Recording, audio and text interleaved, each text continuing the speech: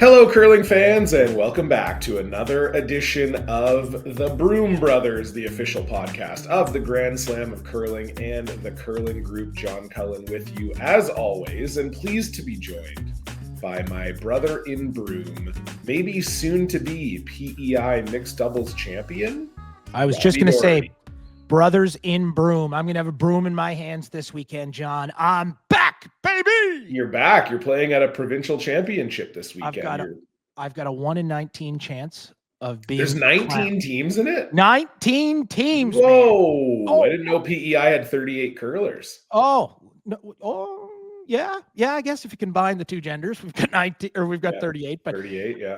The Nationals are in Summerside. And well, we're not getting a Briar. What? You figure I can hop in the car if I win? Yeah, exactly. Quick trip up to Summerside. How far is Summerside from you? Oh, it's a PEI long drive. 45 minutes. Oh. So you may not. You might be hoping you don't win because it's a long way to go. But you know what? Yeah, and I'm playing with a good friend of mine, Michelle Shea. She was Michelle McQuaid for a long time. Played for years with Suzanne Burt. Lots of Scotties appearances. Her brother was the longtime enforcer for the Boston Bruins. Adam McQuaid. Adam McQuaid, very tough guy. And here was my strategy. Perfect. We get McQuaid, first game, things get a little dicey. We get her to mix things up like a good enforcer. And then we ran into curling has been missing that, right? Like just, the other team is they're starting to run away with it. And you fight them. Just shake things up a little bit. Yeah, exactly. Just try to get them off their mojo. Maybe you get lucky and you injure them. In mixed doubles, if one player's injured, you forfeit. So, but then who did we get the first draw? Brienne Burgoyne, who's like the PEI powerlifting champion. So. Oh, really? Okay. Yeah. So at least for the first game, the fighting's off the table. Yeah, I talked to McQuaid. I said, let's leave the gloves on for that one and see what happens. Smart. Yeah. That's starts good. Tonight. Yeah. It's you've never played mixed doubles before, right?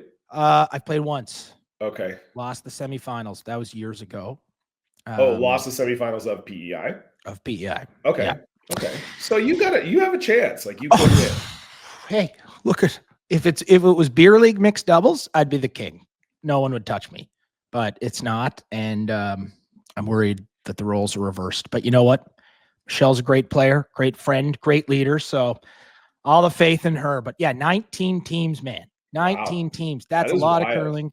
That's a lot of Advil. Is it because the Nationals are in Summerside? A lot of people wouldn't want to get on a plane if it was too far, or is that a normal amount of teams that would be in the PEI mixed doubles? No, it's definitely more. I'd say there's usually between 10 and 50, probably usually around 12 or so. It's definitely a lot, but you know what? It's good. It's fun. Like I'm looking forward to it. I'm not looking forward to sweeping, but other than that, it's going to be embarrassing that I'm on a podcast called the Broom Brothers when they see my broom technique these days. Checked my foam. There's been no agreement signed, so I just had it in the freezer all night there, and gonna soak it in some 7-Up. And yeah, I think that's works. a joke, by the way. Relax. I think that works for the foam too, right? It definitely works for corn brooms. I don't know if it works for foam too. I'll try anything. Stiffen that thing up, get it all sticky, and then throw the cover on and I would also just like to clarify that was sarcasm. So the iPad Mafia, chill out. We don't need to go crazy on Facebook. I'm not cheating in the PEI mixed doubles. It's a joke. Yeah. Relax. But you are going to fight your opponents. Michelle is. Yeah. Yeah. Great. That's the plan. And anyway. We do have a slightly bigger tournament than the PEI Mixed Doubles coming up. This is our last episode before the Scotties Tournament of Hearts gets underway. We know all the teams that will be participating now. All of the provincial playdowns are over. All of the wild cards have been selected. It goes down starting on Valentine's Day, very apropos for the Tournament of Hearts at the Fort William Gardens in Thunder Bay, Ontario. And Robbie, I guess we cannot start talking about the Scotties without talking about the defending champion, Team Canada, Rachel Homan. Is there a way that Rachel Homan loses the Scotties Tournament of Hearts? I think it's highly unlikely, to be honest. I mean, looking through the field, there's some great teams. I mean, Anderson is certainly going to be tough. but we don't need to hash that out again. We all know what they've gone through the last couple of years and what's happened in the last couple of months and so with new players and other players being allowed to come back. So it's easy to write them off, because I was thinking about this earlier. It's very easy to say, oh, they have no chance. They don't have a team. They haven't been able to play together. But it's been almost like 2 years of Korey learning how to play with new people. So I do think that excuse is valid in some ways, but maybe for Korey 2 years into it, she's just so used to knowing how to adjust to players. And mind you, she's had at least one big event under her belt with Carly Burgess at second. So I think that's the obvious team who could come up and challenge. But I do think it's Rachel's to lose. I mean, I know they didn't win the final in Guelph, but they were certainly on top all week, and they've just had another outstanding season, record-setting season. So I think they're definitely the team to beat. I was going to say they have the target on their back, but they literally have the Maple Leaf on their back, which every other team is chasing. So, but I think it's going to be tough for teams to beat them. I'm not going to lie. Are there a few teams who can? Yes. I would say Anderson being the number one. Yep. Yeah, Anderson beat them in a final this year, right? In Charlottetown, in the Charlottetown Tour Challenge. Yep. Yeah, it is tricky, right? Like, it's a weird thing where I think when we go into national championships, often we think of a favorite, right? Or we think of a group of favorites, right? I think that's where we're heading with the Brier, right? I think especially with how the last kind of 2-3 months has shaken out for the men's teams, I think there's like a group of 4 or 5 teams where any of those teams winning the Brier would not shock you as a fan. Yep. And that's usually how it is for the Brier and Scotties. It's usually there's sort of a pack of teams. Maybe there's a favorite in that pack, but there's like 4 or 5 teams you could see winning. You wouldn't be shocked. And I think coming into this Scotties, and maybe this was a little bit the case last year as well, but you had Anderson coming off of 4 back-to-back wins. You had Jennifer Jones coming off of making the Scotties final the year before. This year, to me, feels like if I was to give you a bet and say you can have Rachel Homan or every other team in the field for the same odds, that's a tough choice, right? Like, that's a tough choice. You're taking... You can have 17 teams or you can have 1. Yeah. I know. I'm laughing because it's true. It's absolutely true. I don't know what I would pick. For the same odds, I'm probably taking Homan. Right? Like, not that there's not great teams in the event. Of course. They've just been so rock solid that how can you bet against them? Like, how can you? I mean, it's going to be fun to watch. I love the Scotties. I've always loved it. It's a special time of year. And, I know I've had my gripes about the system and the formats and blah, blah, blah. We don't need to hash that out, but it's fun for different reasons. Like, obviously the curling is not Grand Slam level curling. There's no doubt about that, but it's fun to see teams, who you only see a couple times a year. And maybe teams that you see in bigger events from time to time, like Team Inglis, Team Black, those teams, but you don't get to see a lot of them, and you kind of get to see how they improve and how good they are. And I made the call with Team Black before the Tier 2 in Charlottetown, and look how well they did in St. John's, and what a confidence booster for them going into the Scotties. How many times do you hear it from maybe the lesser known or the geographically challenged teams like the Maritimes, the North, who it is tough to travel and get on those good surfaces. But what a advantage for them coming in, just playing that Grand Slam, and not just a Grand Slam, the St. John's Slam with, the loudest fans in curling, a huge arena with, great ticket sales. So I think that's also a factor that could, help out a team like that. Inglis, same thing in Guelph. So there could be a few teams who, are known as good teams, but kind of those like solid middle to upper pack teams. But, they could, I'm not going to say they're going to come out and beat Rachel Homan, but they could be a lot more dangerous perhaps than in other years. Yeah, I know. I think you're absolutely right. And I think when we're, you're talking about, like you said, some of the teams in the field, like there are teams with lots of experience in this field. The ones you mentioned, obviously, Krista McCarville playing at home in Thunder Bay, has made 2 Scotties finals before, including the last time the Scotties was in Thunder Bay. Krista McCarville was in that final. We've got Laurie St. George with her improved lineup, which I think is good. Caitlin Laws has had a couple nice tournaments this year. It's kind of looked like they're starting to put it together. Kayla Skurlik is the highest ranked team outside of Homan and Einarson. I think, as far as when you're, talking about Homan versus the field, I do agree with you. I think it would be hard for me not to pick Rachel Homan, but I do think that, as far as filling out the field, it's about as strong as it could have been. There wasn't a ton of, obviously you have the wild cards, so you're getting strong teams no matter what. But then, some years in the Scotties and Briar, it just kind of happens that a few provincial finals end up being upsets and you don't get the top teams that, you maybe would be used to seeing or expecting to see. Like Kayla Skurlik had to win the Alberta final against Nikki Kaufman, who I think a lot of people, aren't super familiar with. And if Kaufman had won, like that changes the calculus of the Scotties. When you talk about Kayla as a top 15 team and, Kaufman, all due respect, is not that. It's one of those, you look at all of them, and Krista McCarville too, almost lost the Northern Ontario final. So really the teams that you not maybe wanted to see, but like the stronger teams won most of the provinces. And so I think that is also an important thing to note, that like, yes, it's probably Rachel Homan's to lose, but the field is about as strong as it could have been, given that situation.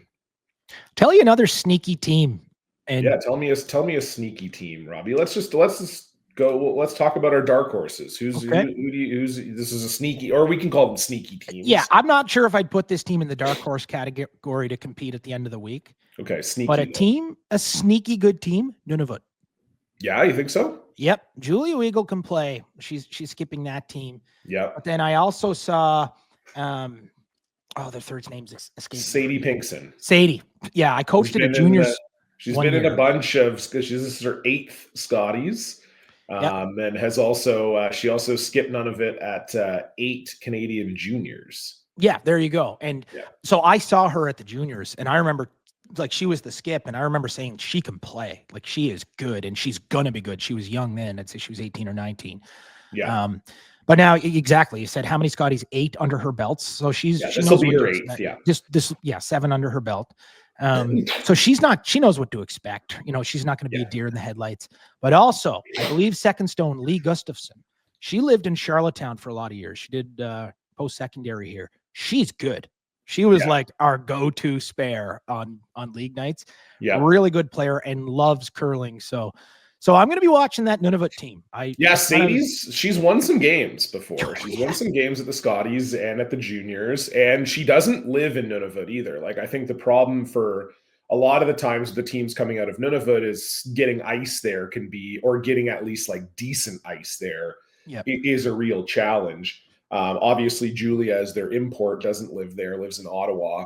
Yep. And then Sadie lives in the Maritimes, so would have access to decent ice. The only concern I always have with those teams is how much did they get to play together? Oh, exactly. Right? Like that's always a hard. Love what they're doing. And I agree with you. It's one of the stronger teams that they've had, and they had some success with Lori Eddy too. And when she skipped them for a few years, they won a few games, and they were in tight games and stuff. And so. Yeah, definitely the other 3 can play. Julia can play.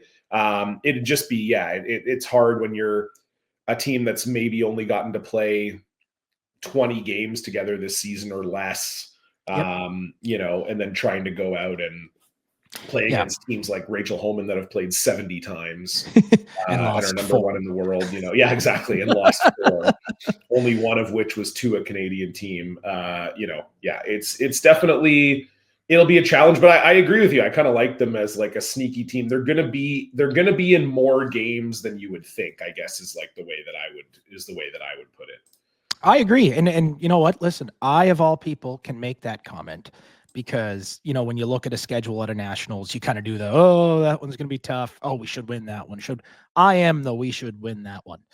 And I think what I mean by the dark horse comment for Nunavut is like PEI, they can be that spot on the draw where, you expect to win. Not that you're not going to have a tough game, but it's definitely a winnable game.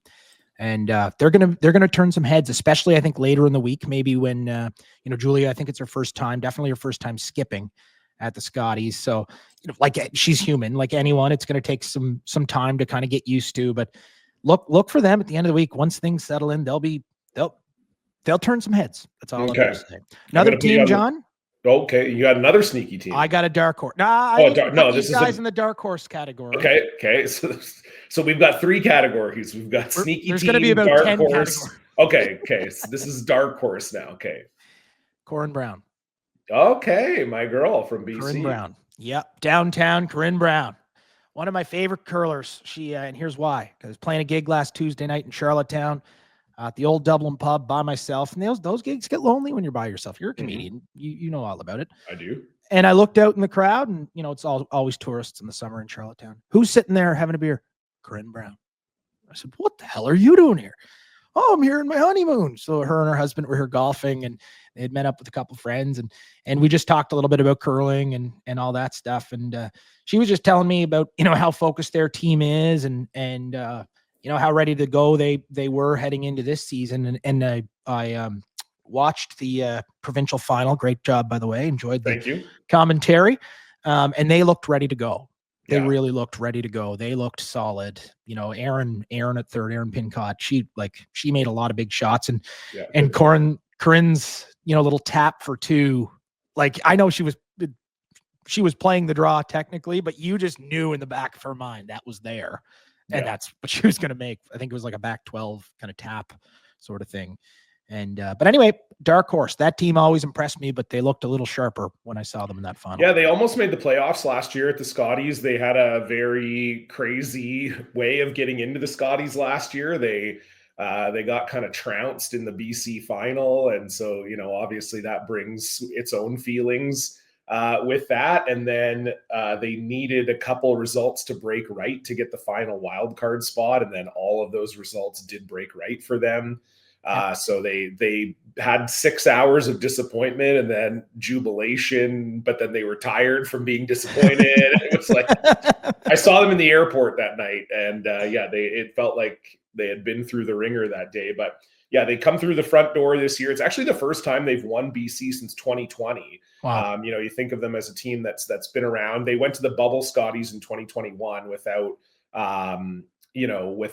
having to win, because it was just they couldn't hold a provincial, and then Clancy Grandy has beaten them the last couple of years. So nice to see them back. I think with Corinne and her team, it's always consistency is their issue. When they're all on top of their game, they're as good as anybody else. But they sometimes have an issue all being at the top of their game at the same time. But in the provincials this week, they really looked like that. They were very, very solid. They lost the last round robin game to Kayla McMillan, but then they won the 1-2 game and they won the final. Looked really good doing it. So yeah, they're always, they're faves of mine. I've known them since they were little kids, and they're all great women. And yeah, it's going to be really fun to see them play. Okay, Robbie, I'm putting you on the spot. Okay.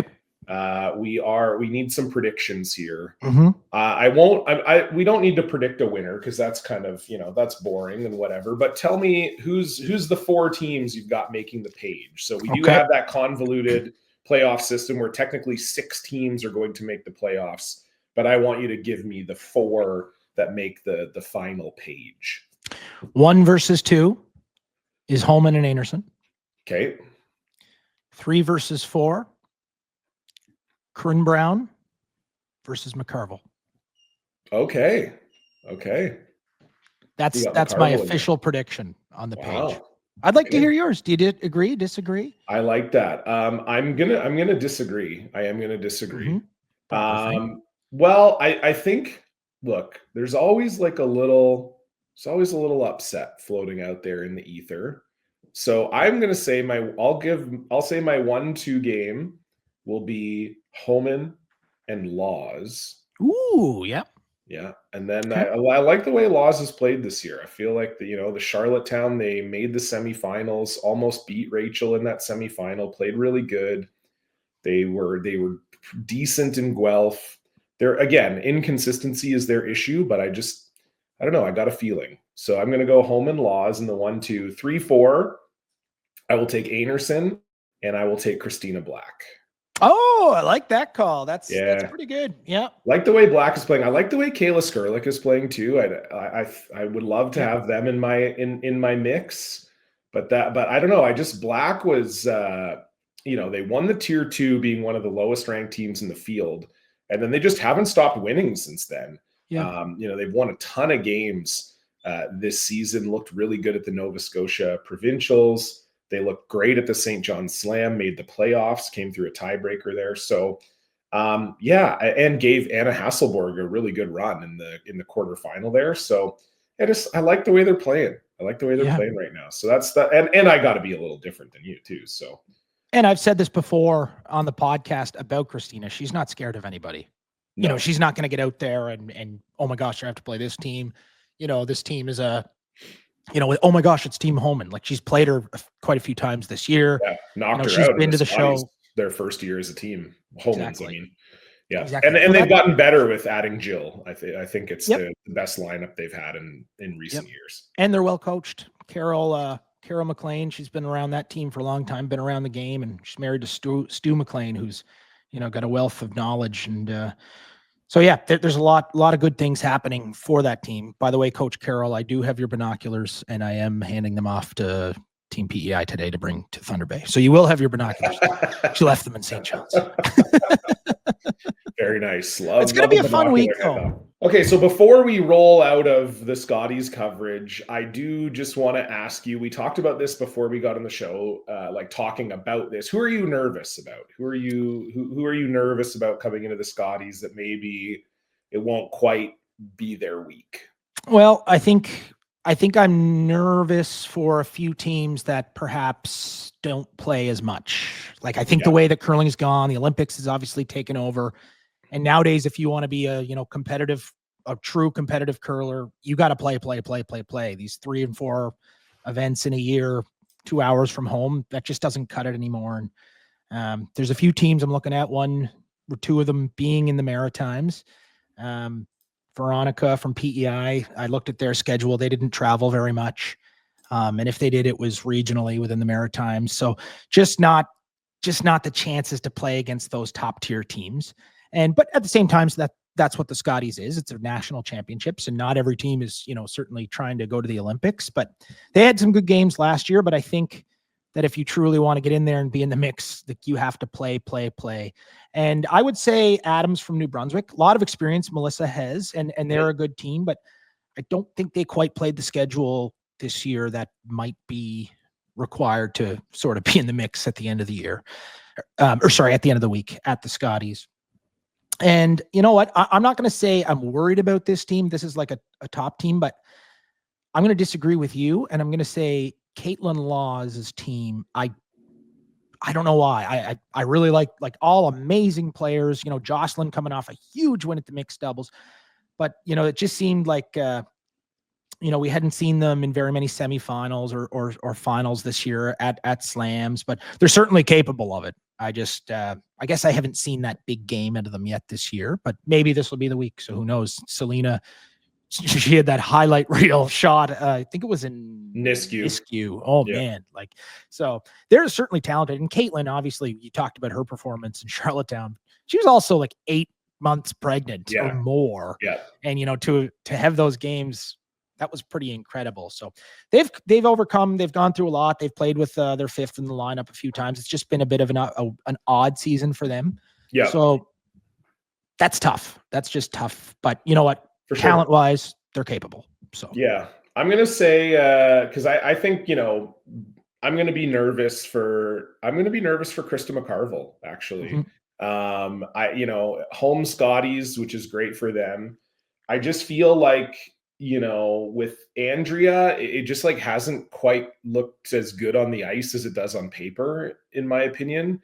I don't know if it's just the 5-person team, the rotation is getting them off of their, getting them away from their mojo, or I don't know. But last year at the Scotties, they missed the playoffs, wasn't their best week. And usually it's, Krista's, it's Krista's carrying the team often, like not carrying them, but she's the one making the big shots. Like that's part of their success, is that Krista's one of the best individual shot makers in the country. And last year she just wasn't making those shots as much. You know, they almost lost the Northern Ontario final. They had to come through the semifinal there. You want to talk about not playing enough. I know that that's a very tired narrative with Krista McCarville, but they only played 3 events this year. And then the Northern Ontario playdown. So, you know, in the past, I think when we've talked about, oh, Krista needs to play more, she was playing like 5 events. I also think that pool is sneaky tough. That the pool I agree. they're in, you know, they're in with Homan, and then you got Skurlik, you got Selena Sturmey, who also got a wild card spot coming in. You've got Corinne Brown in there, Nancy Martin, who's been knocking on the door out of Saskatchewan for a long time, is a good team. They've got sneaky team Julia Weigel in there. So, you know, not a lot of like free spaces on the bingo card. In my opinion, in that pool. So, you know, when you think about like only 3 teams coming out of that pool, you know, if McCarville's coming out of that pool, then that means one of Brown, Sturmey, Skurlik, Martin is not coming out of that pool, because you know Homan's coming out. So it's kind of like 5 teams for 2 spots. I just worry that it hasn't quite come together for them yet with this new lineup with Andrea. And I mean, they did win one of the 3 events they played in this year. I would be remiss if I didn't mention that, but that's maybe the team I'm nervous about. I think a lot of that team too will depend on how well they respond to the hometown ice, like the hometown crowd. Now you mentioned it has been there in recent years, so they have one under their belt. But, you know, if you're the type of personality that embraces that, I think it's a huge advantage. But if you're not, and you can't force yourself to be, it's tough. Like it's just loud every game, and, you know, they're all cheering for you. It's not like they're booing you or trying to bring you down, but that can be a distraction. So I think a lot of it will just depend on how they embrace that. But I don't know. I like that team, and I agree with you that the narrative that they don't play enough is tired, and it's been said, but it's boring. Get over it. That's their decision. And you know what? They're a really good curling team. But I agree. They're going to have their work cut out for them. But I think they're capable, but it'll be interesting to see what happens when the time comes. Yeah, speaking of the Scotties, we got some news kind of over the last couple weeks or so. I guess really the last week with all the Foamgate stuff, Robbie. You know, people have been asking us about what's going on and everything like that. And so I just figured I would tell you what I know. And I think this is kind of going to set the blueprint for the remainder of the year. So if you didn't listen to last week's episode, or 2 weeks ago, I guess the last episode with Anna Hasselborg, you and I kind of broke down what's going on with the foams, why curlers are upset. So heading into the Scotties, the teams did try to put together an agreement just among the players where they would agree to not use any of the black foams. So that would be the Balance Plus RS 2.0 and the Gold Line Pursuer, and that they would use white foam. So both Gold Line and Balance Plus have white foam options, and then Hardline, it's only white foam that Hardline teams have. So there was an initiative spearheaded by some of the teams in the Scotties to try to get a sort of players agreement not to use black foams. And I had actually reported last week on Twitter that they were getting close. And so what I had heard was 2/3 of the teams in the field, 12 out of 18, had agreed to sign the agreement, with another couple saying they wouldn't sign the agreement, but they would agree to use white foam. So it looked like they were getting really close to something that would work at the Scotties. There were a couple teams that were holding out in that moment, but there was sort of optimism that those teams would eventually come around. And then kind of yesterday, as we're recording this, it all sort of broke down, and the couple teams that were holding out kind of made it clear that they were actually not interested in the agreement. And I believe a lot of teams were going to Curling Canada, asking them what to do, particularly the smaller teams, because I think, you know, you talk about teams that haven't played that much. They don't even really maybe know what these foams can do. They maybe haven't used them or seen them. You know, obviously for teams that are in the slams like Homan and Anerson and Laws, they're very on top of it. They know what these foams are capable of, but the smaller teams maybe not so sure. And so, that prompted Curling Canada to send out an email to all of the competitors. And really, I thought the most interesting part of it, so basically they said, we can't enforce any agreements. Like, you can make an agreement amongst yourselves if you want, but we can't enforce it. So just because someone signed it, if they decide halfway through the Scotties to use black foam, we can't do anything about that. And they also kind of warned the players, if you all sign an agreement, you open yourself up to potential legal action because it could be viewed as collusion or anti-competitive practices. And as curling athletes, you want to avoid that situation. I spoke to Nolan Thiessen on the phone, actually, Curling Canada CEO, yesterday as we record this, so February 4th. And he basically said, like, the main reason for sending the email was we wanted the players to know, like, there's potential for you getting sued here, and we don't want you to get sued. So, here's our stance. But I thought Robbie, what the most interesting part of it was they kind of revealed, and I think this hasn't been, it's been rumored, but hasn't been officially reported. The email says Curling Canada will be following all World Curling rules for the event, and any approved product list item will be allowed to be used during the competition. We understand the concern and believe that the products have improved to the point that World Curling needs to review their rules and potentially make changes, but we have been told that none of these will happen for the rest of the curling season through the end of the World Championships in April.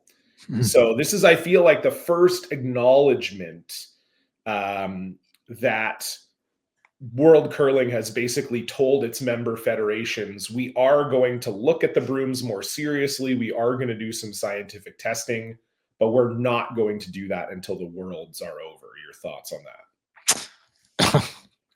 Well, there's a lot in there. Sometimes I find, like, whenever there's an issue in curling, I try to just look at it and say, okay, if this was any other sport, what would happen? Like, imagine if it was the NHL and they came out with, like, I don't know, longer blades or something on a stick. Like, the NHL would come in like that and just shut it down. I feel like World Curling just waited so long. It's almost like they were trying to just say nothing and hope it goes away, and it just did the opposite. I interviewed Tyler George and Guelph about it, and when they were doing the I don't want to say official testing, but they were doing testing out there. The Athlete Commission, but Tyler George is the head of the World Curling Athlete Commission, for those listeners who don't know. And he gave a great response. He really did. He didn't hide anything. He didn't, give too much away. He just said we were getting together to test things and seeing what we find, because we have world-class players and world-class conditions here. So the perfect time to do it. But it seems like, and sorry, my point of that is Tyler, he's the chair of the Athletes Commission. He's an athlete. He curled. It just seemed like there was no immediate response from World Curling when they needed it. There was no leadership. There was no, and now it feels like they're just trying to play catch up. It just kind of felt like, the vision I got, and I could be wrong, so feel free to throw this back on me, but it just kind of felt like when all this was happening, especially in Guelph, it's almost like you had this vision of this boardroom of, World Curling officials just kind of closing their eyes and hoping it goes away and we don't have to say anything and deal with it. How could there ever be a Broomgate 2.0, Foamgate? But personally, I agree with Nolan. I think that, I said this in the last episode, don't hate the play, I hate the game. And it just feels like the game is not, they didn't give any guidance. They didn't really say anything. And they were kind of stuck in the corner. Like, what, this is what we approved. So they're in play. And if they're allowed to use them, teams are allowed to use them. As for the players agreement, I think it's past that. I really do. I admire the effort, but World Curling gave an official statement saying, what you just said, that nothing's going to be looked at until after the World. So unfortunately, like it or hate it, it's in play. Yeah. I don't know. I think it's just so hard to, like, I know, having done Broomgate, the podcast, like, this also was attempted back in 2016 as well. Yep.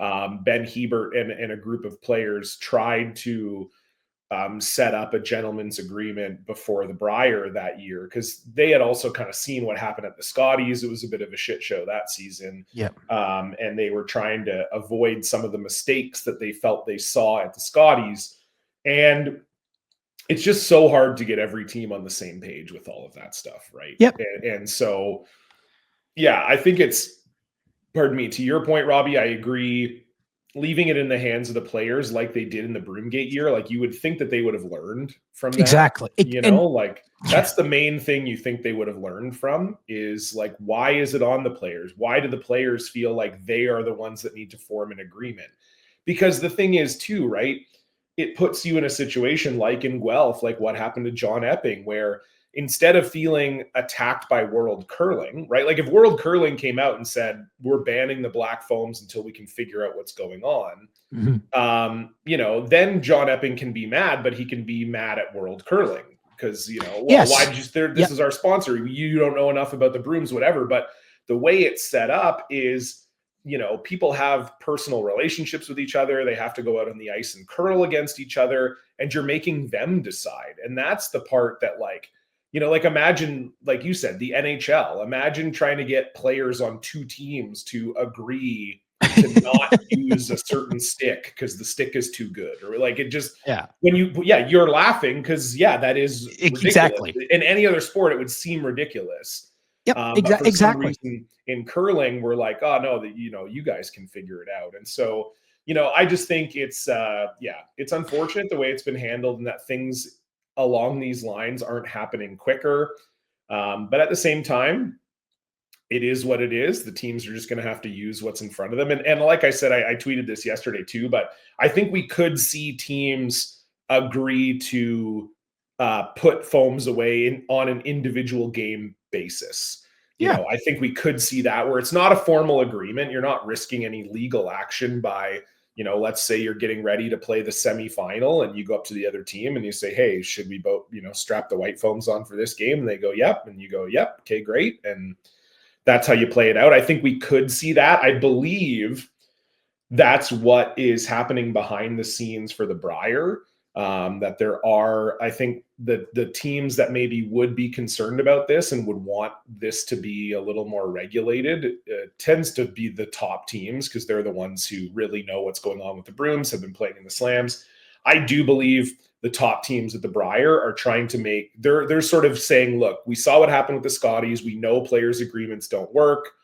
We're just going to decide amongst ourselves to, when we play each other, we'll use white foam. And I think that that's what we are going to see potentially happen at the Brier as well. So anyway, that's where we're at.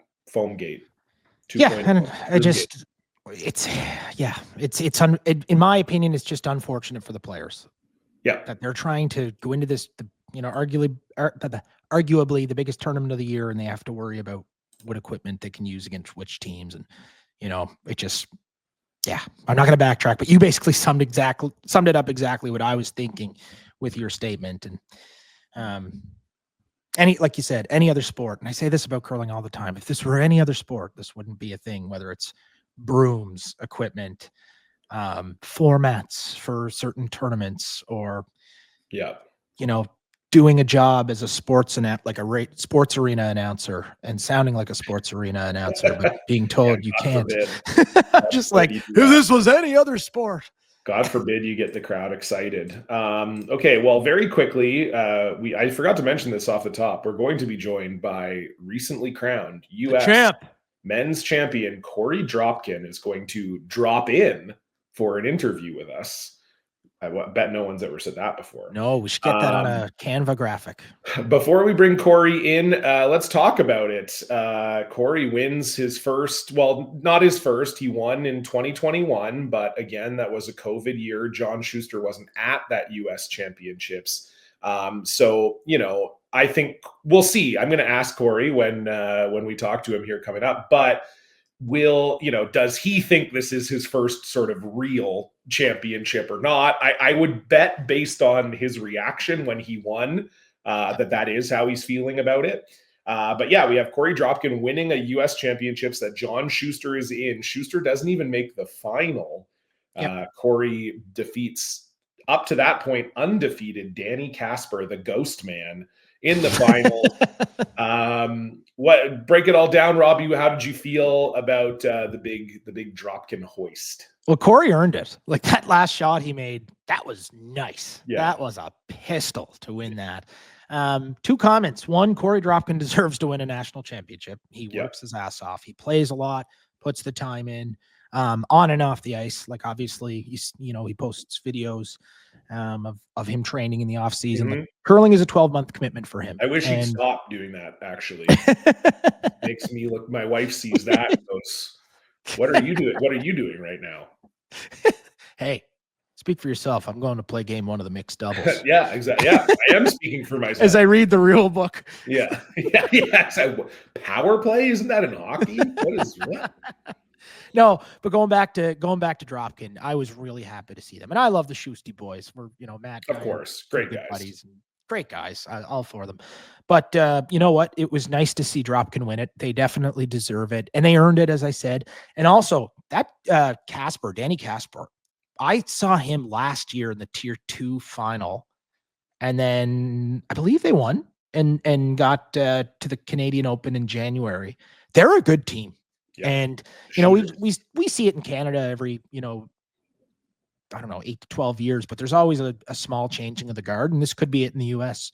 Not that, and I don't want that to sound like a knock at Team Schuster, because they're obviously still very good, but there's definitely teams that are A, they're not intimidated, but B, they certainly have the skill, and Korey proved that with his last one. And I'd like to say that I take a lot of pride and feel that I've been a big part of their success, as 11-year-old Korey Dropkin and Tom Howell both attended Whitecap curling camp where I was an instructor.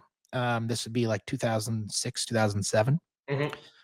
So I'd like to just say they told me after they won that it was because of you. So pretty sure it'll be in their Hall of Fame speech. And anyway, definitely. You're welcome, boys. I agree. The Ghost Man, great player, no question about it. Went undefeated through the field. This was his second national final, by the way. Was there in 2023 as well. Really like the squad. I think Luke Violette. I played against him. You want to talk about basically shaping and molding players. I think me continually kicking Luke's ass when he was like 13 was very inspiring for him. And he's gone on to a great career. But yeah, I used to play against his dad too. Luke's from Seattle originally. So obviously me being a BC boy on the coast, we would go down. We played in the Seattle Cash a couple times. And they would come up and play in a few of our cash spiels as well. His dad, Tom, also a great player. But yeah, really like Luke's game as well. Really good third. And yeah, it just with Danny, he's had some health challenges. So, this year he had missed a few spiels at the start of the year. And I know it's something that he's going to have to deal with, probably for his career. But I hope he can continue to manage it because, ton of great skill. And I think, as you were seeing how well they were playing at the US championships last week, you kind of thought like, oh man, like is Korey Dropkin going to kind of miss out, like losing to Schuster all these years. And then there's like a young team coming up behind them that's maybe, as good or a little better than them. Like, were they just going to completely miss out, Yeah. I'm excited to ask Korey about that because I'm sure that crossed his mind too of like, are you kidding me? Like, I was supposed to be the guy after Schusty retired to win 10 in a row. And now there's like another good team. What the hell? It was nice to see for them. And then over on the women's side, Tab Peterson has their full lineup together for the first time this season. Tab and Tara both having babies this year, and with Tab ended up missing more time than she was expecting to miss or hoping to miss. I think had a bit of a bit more of a tough pregnancy than she was hoping. And so, they finally get their full lineup together and they lock in and get win the nationals. Yeah, they just lock in and get a win over Elizabeth Cousins in the U.S. final. What'd you think of the ladies' side, Robbie? I didn't see the ladies' final, but I'm not surprised. Tabitha has always been an extremely underrated curler, in my opinion. Agreed. Like when she made that adjustment to going from third to throwing the last ones, she really found a groove. And I think hasn't let her foot off the pedal. Obviously, life sort of did that for her with pregnancy and so on. But like in terms of curling, but she's fearless. She has all the shots in her repertoire. She was probably chomping at the bit to get out there, after going through a pregnancy and not having a lot of time on the ice. And one thing I'll say about the whole division is yesterday I was reading through just the brackets and the playoff situation, and there's a lot of new teams on there that I didn't recognize. So it's good to see some depth building up south of the border. Agreed. But I do think in the women's more than the men's, there is a clear favorite, and that would be Peterson. For sure. Right now there is, for sure. Yeah. Absolutely. So yeah, congratulations to them. They'll be tough at Worlds. They're well coached. I think Kathy Overton still involved with that team, and she's a wealth of knowledge, that's for sure. And I think they'll be tough. But you know what? Honestly, I think if we had taken predictions before the event, those would be the two teams I would have picked. Okay. A little retroactive patting yourself on the back for the predictions. I'm just trying to get my confidence up, John, before that first talk today. No, I love it. I love it. Well, speaking of the U.S. champion, Korey Dropkin is going to come in and join us. Looking forward to chatting with him. Here is Korey Dropkin. All right, I am pleased to be joined by the newly minted, newly crowned 2025 U.S. National Curling Champion, the man himself, Korey with a K Dropkin. My man, thank you for joining the show. And before we start, I do have to say congratulations. You did it. Thank you, John. Yeah, finally did it. I appreciate you having me on the show and looking forward to it. Likewise. Well, we start every show with the top four, Korey. So I'm going to ask you 4 questions. I just want you to give me the first answer that pops into your mind. All right. All right. Okay, here we go. Question number 1. If you know that all of the rocks are identical, they're all great, what color are you picking? Red. Who's a person you've never curled with before that you would like to? Bruce Mallet. What city is your favorite to curl in other than your hometown? Banff. How would your bitterest rival describe you? Hopefully hardworking. Like they're mad that you're working so hard? Yeah. Damn that guy. He's always in the gym. He's always throwing rocks. I hate him. I like that. I mean, if that's the worst thing about you, that's pretty good, I'd say. I got plain bad things, but hopefully that's what they're saying. I did mention earlier on the episode that I was it would be nice if you toned down some of the workout stuff on Instagram. I know another curling podcast got in trouble for talking about that, but for me, I'm sort of in my doughy era right now. So if you could kind of at least keep a shirt on would be great for me personally. I did have a stage, I'd say I definitely winded things down a little bit. Yeah. I think, Jess Sabo helps me out with some of my content. And I think if you asked her, she'd want more from me. Yeah, no, I agree. She's definitely tried pulling her strings on getting myself and our team to do more and more and more. We're keeping it under control more recently, I think. So yeah, no, I like it. I appreciate it. I mean, I will say, I think the first time you and I ever really got a good chance to hang out was at the House of Hearts. I want to say 2019. And I also want to say that, you and I had probably met about 2 days before, and then we were shirtless together on the ice. So, what can we say, really? That's sometimes how things end up. And I think we had a great time. We had a great time. I had to be told, it was my first House of Hearts, and I was told that you had to skip a game with your shirt off if it was your first House of Hearts. So when in Duluth, right? I don't think I was told that. I think I just did that. Yeah, that was definitely in your shirtless era, I would say 6 years ago or so. But hey, if you got it, flaunt it, they always say. Now, Korey, I want to start off with a very tough question, very similar question to one I have asked of Jordan McDonald before, which is you have a uniquely spelled first name. How many times a week are you correcting people on the correct spelling of your first name? Honestly, I don't really correct people too much. some people just spell it how they want to spell it, and I just let it happen. But sometimes I will introduce myself as Korey with a K, and that sometimes helps my name stick in their memory a little bit more. Yeah. But yeah, I like the unique spelling. It separates me a little bit.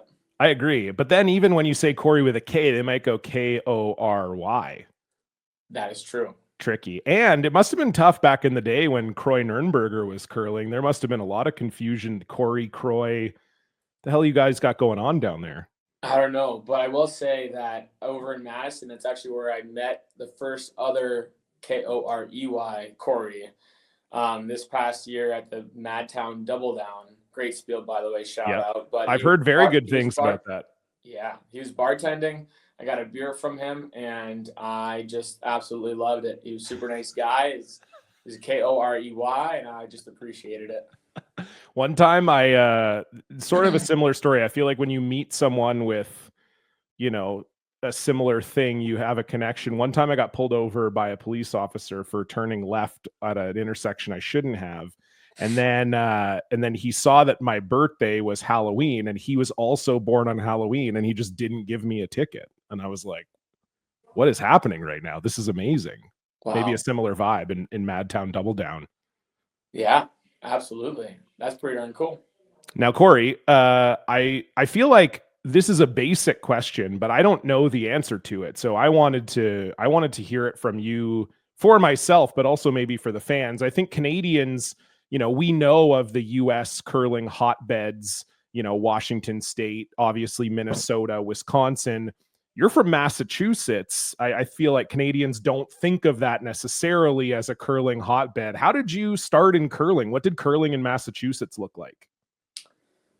Absolutely. Yeah, I grew up in Southborough, Massachusetts. I went to the Broomstones Curling Club. I basically grew up there. My parents were super involved in the junior curling program there. My older brother, 5 years older, he was already curling, you know, routinely and competitively. So when I was 5, I first started, you know, with the Little Rocks. But I grew up at the curling club. It was, you know, my community, our community as a family. So I spent a lot of time there at the club and spent a lot of time on the road, you know, watching my brother, you know, watching him grow into the national championships and juniors and loving it, you know, picking the brains of the coaches and the athletes. And the first time I ever was in Duluth, Minnesota, was in 2006 for the junior national championships to watch my brother, and stayed at the Radisson. This is off topic, sorry, but stayed at the Radisson. No, we love a tangent on Broom Brothers. Okay, good. So stayed at the Radisson and just was on my own because my dad was coaching my brother's team, and I would run off because they have the skywalks here. So I would just run off to every draw, make sure I was there for every end of every draw, junior boys, junior girls. And, you know, they had the bleachers on the sheets also. So I was just loving it, you know, taking it all in and really started appreciating Duluth for my first time when I was first here that week. So you kind of knew, you're like, eventually I might have to get out of Massachusetts and get to the capital of curling in the States. Yeah, you know, just as you grow up into the sport, you start bond spieling as a junior. You meet everyone around your area and your region, and you know, you meet friends. That's how I met Tom Howell, and you know, really, really young. We started, you know, button heads when we were, you know, 7, 8 years old, and we started playing together when we were 9, 10 years old. And that's really when things started, you know, with him, and we started traveling with our team to, you know, up north to Ontario, and we started traveling to North Dakota and Minnesota. And I started to realize to really grow into this sport to where I wanted to go with this sport, I had to move to the Midwest, and I took a particular liking to Minnesota, especially Duluth. But, you know, out of high school, I applied to 3 colleges, all in Minnesota, Bemidji State University, UMD Duluth, and then the main U down in the cities, and ultimately picked Duluth, moved here right after high school, started college, took forever to finish college because of growing. But I got my degree. Yeah, I'm proud of you. Thank you. I appreciate it. My parents are too. But yeah, yeah, I've lived here for a dozen years, and it's grown a special place in my heart. Yeah, no, I love that. I want to dig into your recent win. Obviously, that's the big news right now, and it was nice. Yeah, I definitely wanted to hear about your background, but let's dig into your big win. And I think people saw this title win and thought, oh, this is Korey's first time, but you did win back in 2021. But obviously, some different circumstances back in 2021. John Schuster wasn't there. We were in the middle of COVID. Did this one, in a way, kind of feel like your first one? This felt like our true first one. I think there was always kind of an asterisk on that 2021 win, with the circumstance of Schuster's team not being there. I mean, the national championship is the championship of all your best teams in your country, and without, I'd say the best team in our country at that time in that championship, it didn't feel like a true national championship, and this year was a true national championship, and the level of play also spoke for that too, and it was just pretty darn special to win it, and to win it the way we did. It was a grind of a week, and I mean, every team out there is stepping up, but to also win it with the moment that we had in that extra end was even more special, and being in front of the Duluth community. Yeah, I mean, obviously a great shot to win the championship. I saw online people were saying, oh, he made it perfectly, and I was like, I don't know if he made it perfectly or not. I think he would have liked to hit a little bit more of the back one than he did and lose them both. But you did manage to thin the rock off the button. Was there a moment when the rock was coming down the sheet that you were like, oh no? Right before it hit. I mean, like walking through that shot, first of all, grateful to have the rock in my hand and be able to have the last shot. Because throughout that game, it wasn't looking pretty. Yeah. Danny and those guys, hats off to them. They played amazing that game. They played amazing all week. Those guys have grown into a really special team, a special squad. But fighting back and having the last rock in our hands, just trying to throw it well, and halfway down the sheet, first thing out of my mouth was whoa. Like, I thought it was thrown pretty good, but stay patient, see what we got. Halfway down the sheet, it started curling a little bit and looked like it was getting tight. And so you hear both Tom and I just screaming our lungs out. Yeah, right? yeah. And Andrew held that thing straight, but right before it made contact, I definitely had a moment where, flashing through my eyes, I thought we were going to miss it, and was so relieved and grateful when you just see like Casper's team stone just kind of like go sideways off the pin. Yes. And to make it like that without touching your back one would be hard to do. If you had to make it like that, it'd be a 1 in 25 shot probably. 100%. And there's been a lot of people who have asked me, like, was I trying to do that? Were we trying to do what per se? It's we're trying to make it and sit one. Were we trying to get it off the top and sit two? Certainly not. We darn near missed it. But that being said, we thought that there was a really good chance that we could make it for one, or you make the triple and you spill out for a double extra. That's okay too. But just getting that thing off the top, Tommy described it pretty funny. It's like you breezed by and the breeze kind of just blew the thing off the button. It barely even touched the back four rock, right? Yeah. No, I mean, aesthetically, it looked great. So it'll be a nice replay to have for the rest of your life. I thought it was funny. I heard your interview on Inside Curling, and they were like, you maybe haven't watched the shot back yet. I was like, come on. He's probably watched it back 50 times by now. At least I would be if I was in your position. Yeah. I wanted to know, you kind of talked about with 2021 and John Schuster being the best team for really most of your men's career. and you not being able to beat him in the big games, was there an element of slaying the dragon in this championship for you, or did you deep down in your heart of hearts kind of want to beat him in the final? Like that you wanted to, the final kind of sword blow through the dragon's heart was in the final, or did you care? Oh yeah, I wanted to play him and beat him in the final. 100%. You know, it was just as nice to be able to play him and win that game in the semi and do so in the way we did. But yeah, absolutely. Like going into that event, you know, I was hoping for sure to get another final opportunity, championship game against him and to be able to pull that out.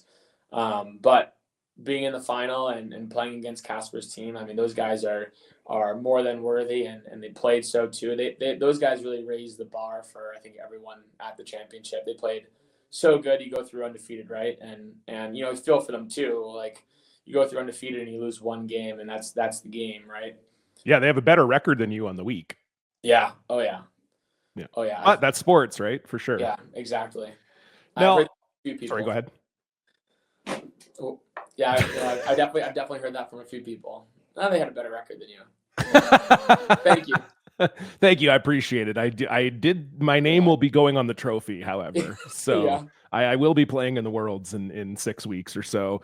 I wanted to ask about this, and I think, you know, sports psychology is such a big part of our sport now, and I know you work really hard, and I'm sure, you know, you've dug into that as well.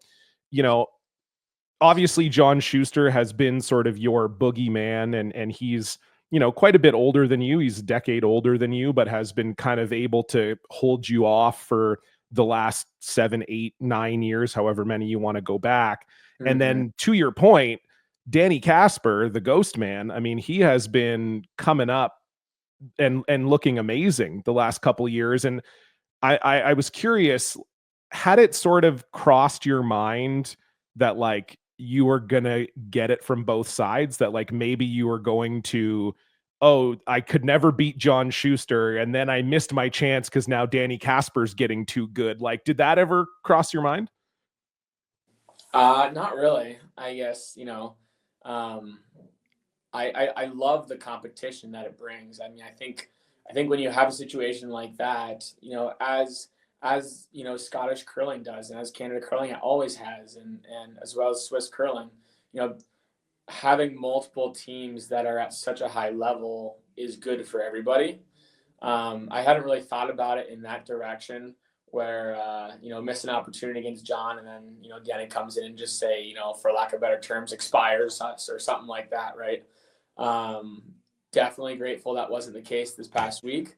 That would definitely be a heavy hitting one, but you know, it's pretty impressive and also inspiring to see those guys, you know, come out of the woodwork and really become such a great team. You know, that motivates us to be better, motivates us to practice more and do what we need to do to make sure we're sharpening our tools in our toolbox, and because it's going to be, you know, everyone's going to be gunning for everybody at trials next November. Yeah. And I think we're in for a pretty cool treat with the performance of our trials and where USA curling is headed.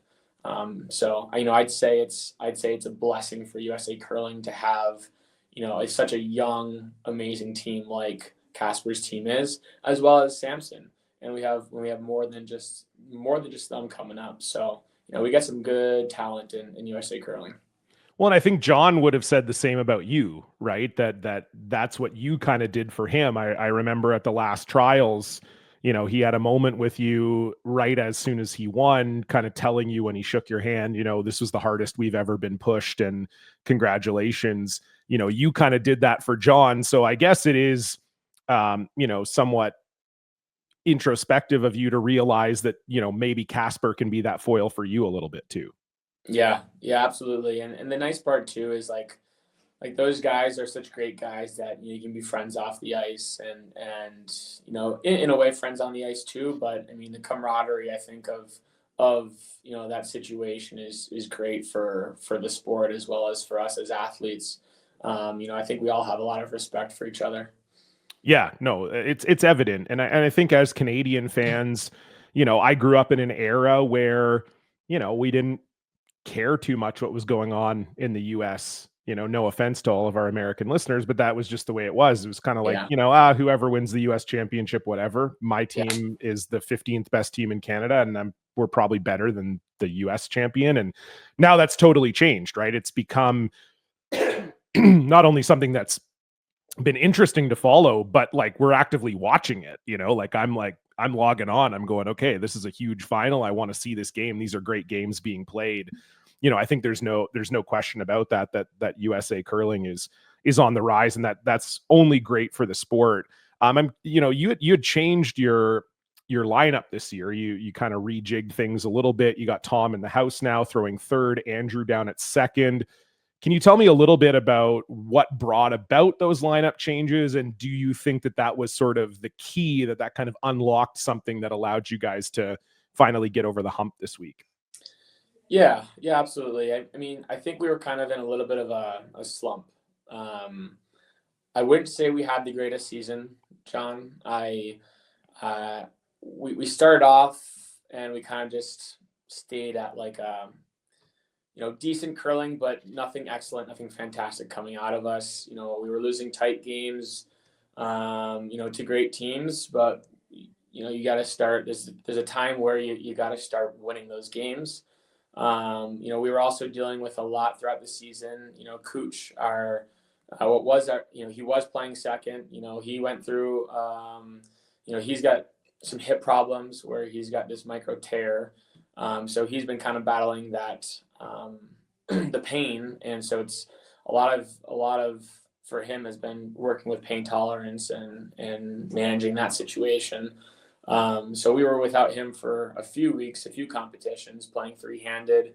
We had, a fifth come in and help us out for a weekend in Edmonton, Lance Wheeler.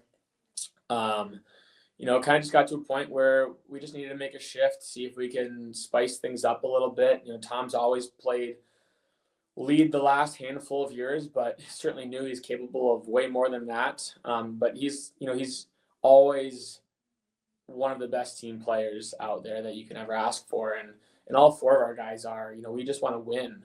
And whatever that takes to win, that's what we're going to do. So, we're not unknown to shake things up. I mean, we shook things up and had Andrew in the house, throwing third, me, sweeping, throwing last. And shifted things up early this season and midway through, just with another plateau, we shifted things up. And I like to think that it really created a good dynamic. I mean, everyone's getting used to a different position and getting a feel for it. We're all great curlers. We're all, capable of making all the shots, but it's just, where do we get the right recipe? And so that's kind of really what we're trying to figure out. And I thought we played really well after that change. And so I think we were just kind of moving forward into nationals with that and seeing how we can do and if we can produce some really good results. And just very grateful that we were able to. Yeah, no kidding. I mean, it obviously paid off. And I think that's really good, and US curling seems to be kind of on board with that. And other federations seem to be as well, that it does seem to be the direction that curling is moving, that, lineups are a little bit more fluid. And, are those difficult conversations when you're talking to someone like Andrew, who, like you said, has kind of done it all, been in the house, been throwing third, been not in the house and throwing third, now second? Like, are those difficult conversations, or does everybody on the team just kind of know this is the deal and things could change as needed? I think those are always difficult conversations, whenever you're having some form of lineup change. But as I said, I think everyone's out there to win, and we all have the same goal at hand, the same ultimate goal, and desires. And so, we got four great team players on our team and a coach that is willing to do whatever needs to be done for us to win. And I think one big thing for us is, we all have a boatload of respect and trust for each other. And we just trust that we're trying to do the right thing for the team. And with that as a foundation and the same goals at the top, I think this team's really willing to do whatever we got to do to win. I love it. I love it. Now, I don't want to get too into the weeds here, but there is an equipment situation happening currently in curling, Foamgate, Broomgate 2.0, whatever you want to call it. And I think Canadians are particularly interested in this because the Scotties are coming up next week and the Brier will follow shortly after that. Obviously at the US Nationals, they were doing what Curling Canada is doing, following the guidelines from World Curling that, all these foams that are approved can be used. How was it at US Nationals? Did you notice a difference? The teams that were using it, were you using the Balance Plus or the Gold Line foam? How did you guys kind of manage that? We stuck with our hard lines. We were equipped with Balance Plus if we needed to use it, but we also didn't have any experience in using it. And I think at the base layer there, I think we were just really wanting to do what we do and take care of business and try to perform the best we can and make as many shots as we can with our equipment. And you kind of don't really want to head into an unknown territory when you're trying to play your best at such a big event. So there was definitely teams that sought out Balance Plus and Gold Line brooms to use the black foams. There was definitely a team or two that, didn't necessarily have the resources to do so. But there was, definitely teams that were using black foam out there. And I think you can definitely tell a difference. You can definitely tell that they drag a rock better. You can definitely manipulate the rock a little bit more. So it was a battle out there. We're in unknown territory. Well, I wouldn't say unknown territory. Yeah. But it was, I'd say for us, a little bit of an unknown territory just in how to deal with it. And I thought we handled it pretty well. We kind of just stuck to our game, stuck to our guns, stuck to what we know and our equipment, and just tried to make the most of it. We couldn't necessarily follow all of the rocks that were tossed against us and the shots that were being made against us necessarily. Couldn't drag a rock necessarily as far as some teams could.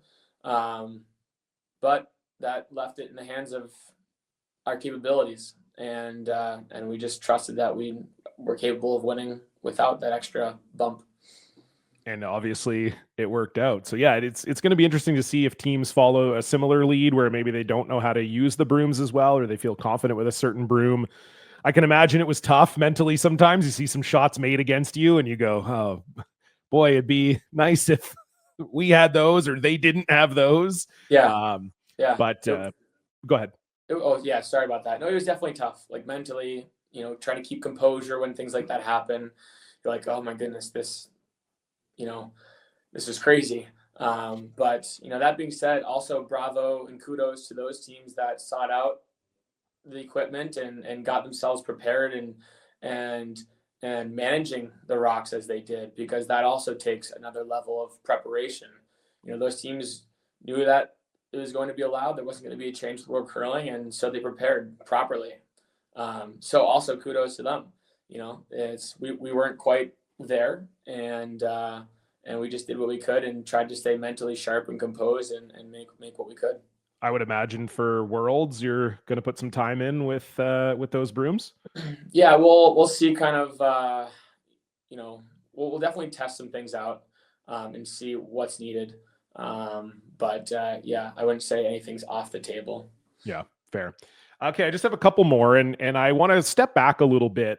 Because again, as a Canadian curling fan who's followed along with USA curling for a long time, been playing American teams for a long time, you are sort of the patient zero poster boy, whatever you want to call it, but you have kind of been in men's the whole time since there has been this shift in USA curling in terms of, they kind of dictate who's in the program, who's on your team, that kind of thing. Whereas previous to that, obviously Schuster, for example, has been in that program, but he was also out of that program. He had curled for many years before that kind of got instituted.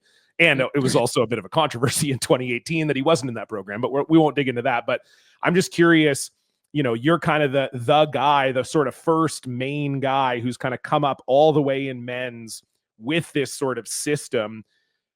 I wanted to know from your point of view, what are some of the pros that you've seen and some of the cons? And I'll let you decide which you want to start with, if you want to give me the good news or the bad news.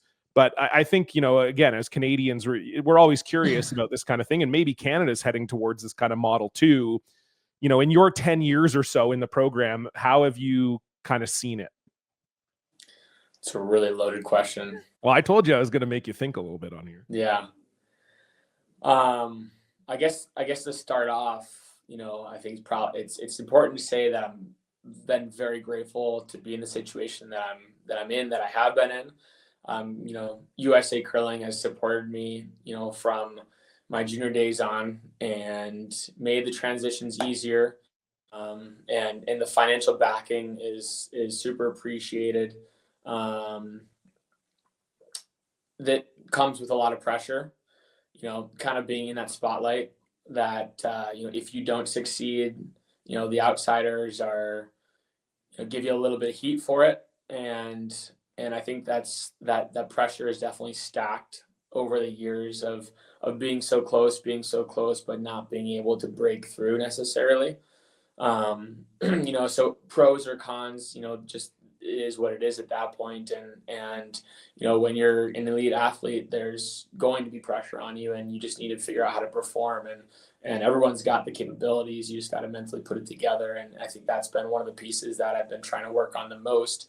And one of the big pros of the USA curling national team has been, our resources, Carlin Anderson, who's our sports psychologist, having access to her and being able to, work through all the demons,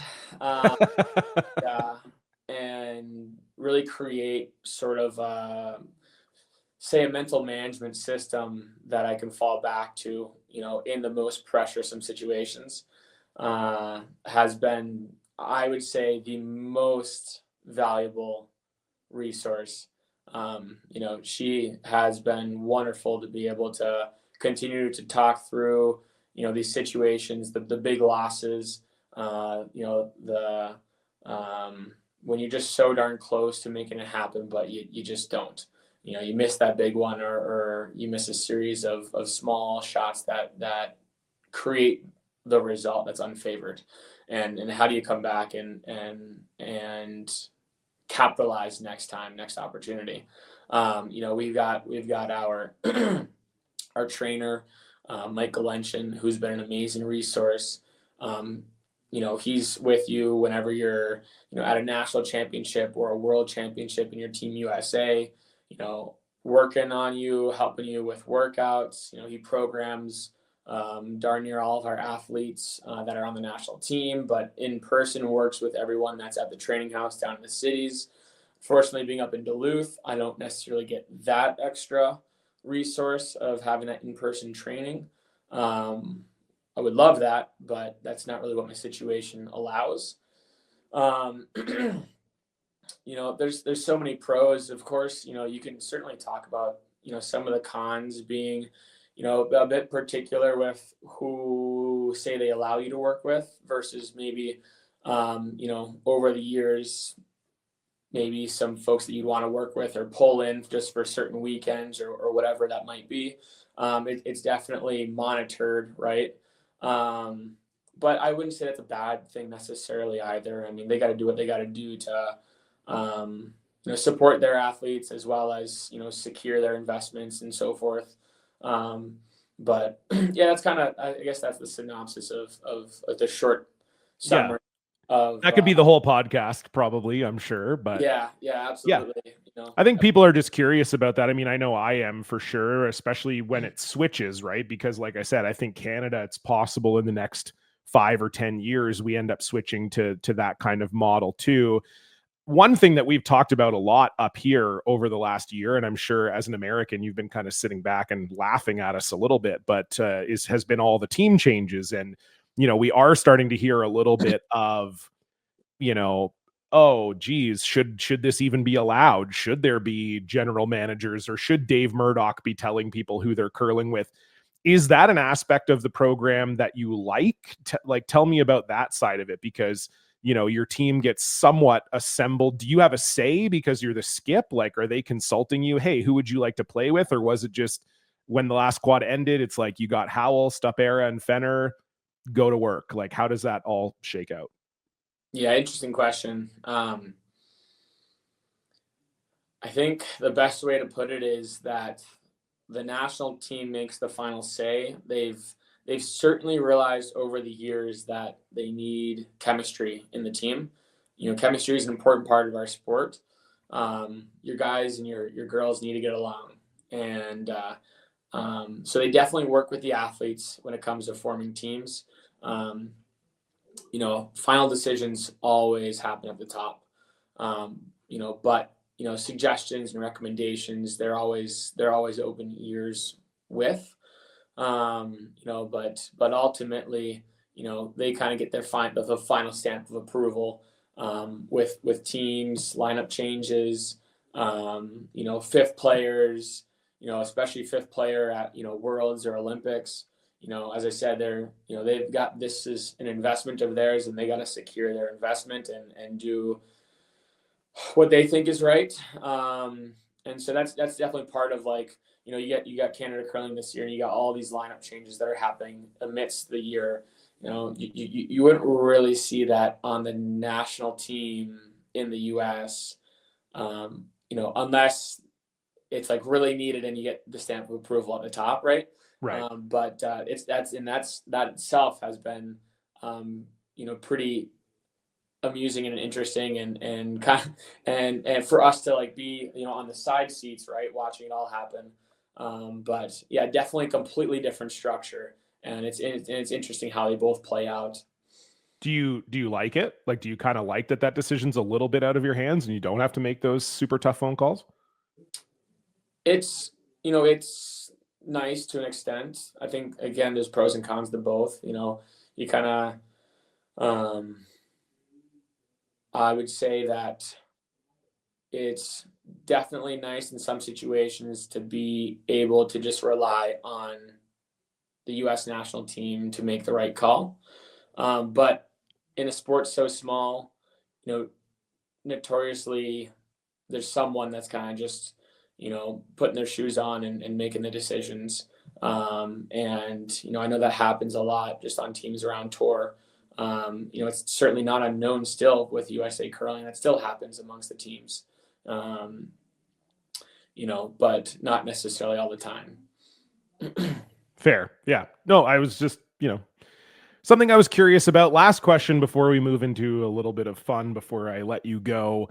You know, I think a lot of people talk about John Schuster winning in 2018, huge flashpoint moment for American curling. The sport has been booming in America since, you know, which has been excellent, but that was also 7 years ago. I feel like some of the shine of that is starting to wear off a little bit. As a guy who's 29, you know, you're moving into the prime of your curling career. You're just coming off of a US championship. Obviously, the Grand Slam of curling seems very invested in growing the game in America as well.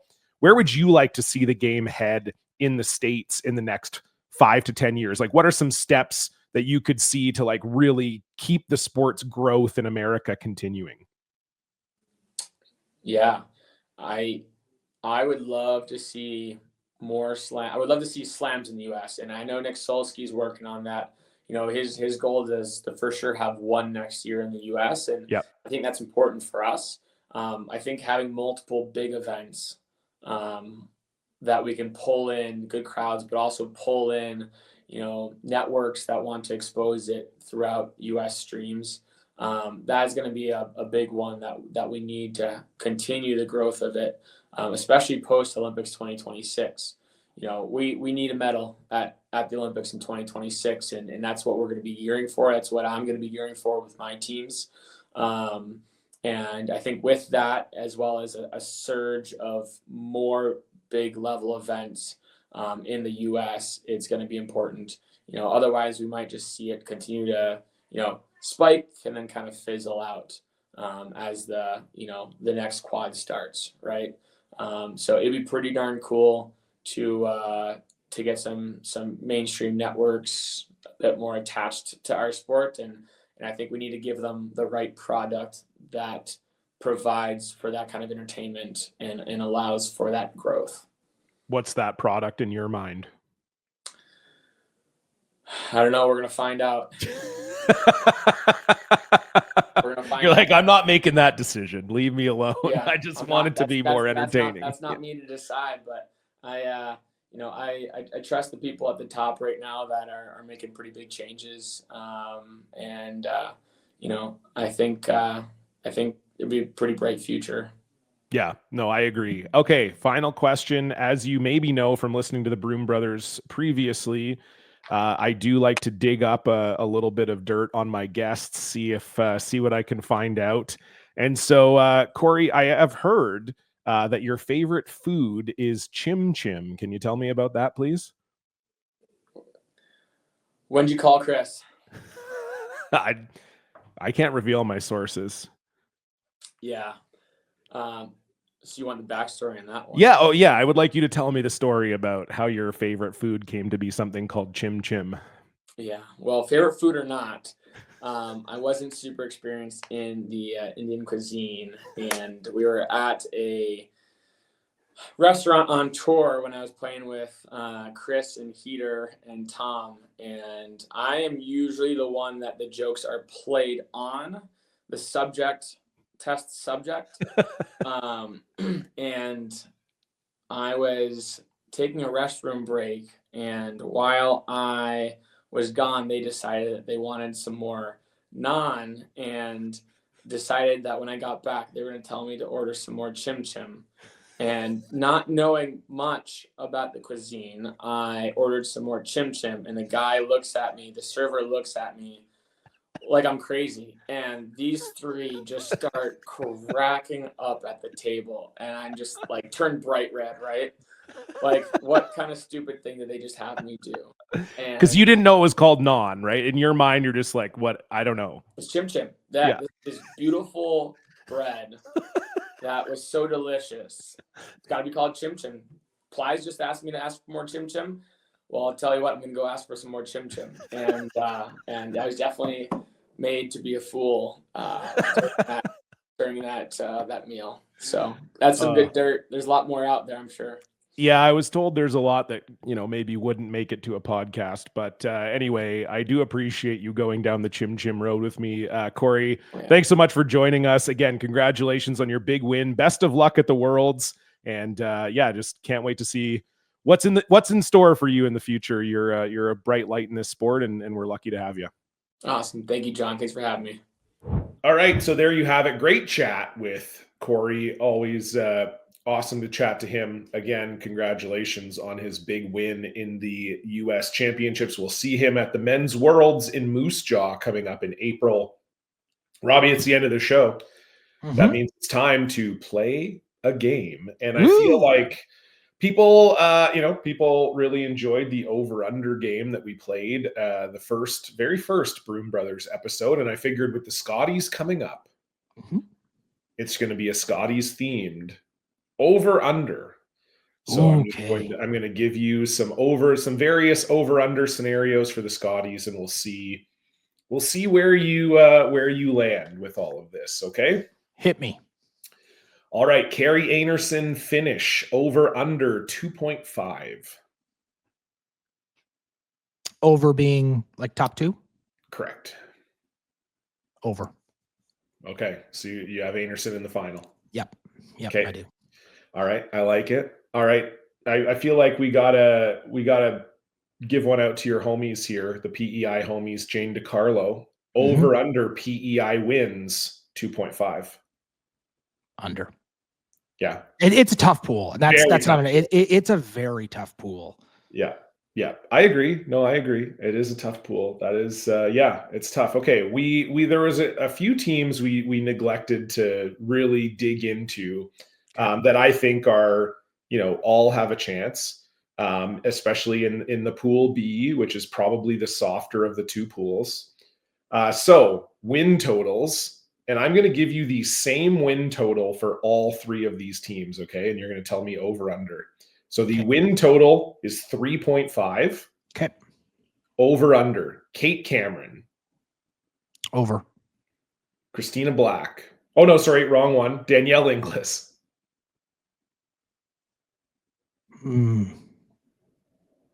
Over. Laurie St. George. I'm going to say under. Okay, so she's the one of those three that you think maybe will stumble a little bit. Okay. I feel like with Lisa on the team, I don't know. There's like, and they've got a solid lineup this year. They had kind of a 5-person thing going last year. Yeah, these are also like pissing in the wind. Like I find in the Scotties, there's a lot of teams here. You know, out of how many teams? 18. There's probably 12, or maybe not 12, 10 to 12 that are like pretty much as good as each other. Yeah. You know what I mean? Yeah, so sure. like I'm putting you on the spot to say who is gooder, who's going gooder with, than the other ones. I'm going with my biggest asset that I have, my gut.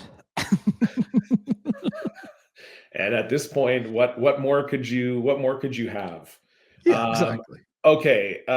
Final question. Robbie Doherty, PEI Mixed Doubles Championship. Over under wins 3.5. Over. Okay. Is it a triple? Is it a triple or is straight it triple, baby? Straight triple. Yeah. So if you win 4 games, like you're in the playoffs probably. There is no playoffs. It's just straight through. So like, oh, I see. You're doing the Maritimes, the ABC. That's right. Okay. Yeah, you win the A final, you drop to the B semi. Yeah. It's a lot of curling. That is a lot of curling. Okay, so then maybe I put your win total a little too low if I had known that when you win, you also have to play. You're also in the B bracket. Robbie lost total. Yeah. I guess that's true. If you lose 3, you're out. So yeah, is it over under 2.5? Are you winning or what? Hey, under. Okay. I love it. I hope the best for you this week. Good luck this weekend. We can fix that in post, right, Steven? The PEI Mixed Doubles Championships are very own. Robbie Doherty will be ready to rock. Oh yeah, with his partner, the Enforcer, Darth Quader. I love it. Well, there you have it. That's another edition of the Broom Brothers. We will be back in 2 weeks. The Scotties will be in full swing by the time we are back, so we'll probably already look really smart or like big time idiots the next time we talk to you. Thank you so much for tuning in. If you like the show, please rate and review it on whatever podcast app you listen to it on. That really helps us in the podcast algorithm. Also, if you have a friend that likes curling and you like this podcast, why don't you tell them about this podcast? They probably like it. You can also see the video of this episode on our YouTube page. Just head on over to YouTube, type in Broom Brothers. And hey, you can do that on all social media channels as well. Instagram, Twitter, TikTok, we're all there. It's just search Broom Brothers. You'll find us. Thank you so much for tuning in. We really appreciate you. We'll see you back here very soon. Goodbye.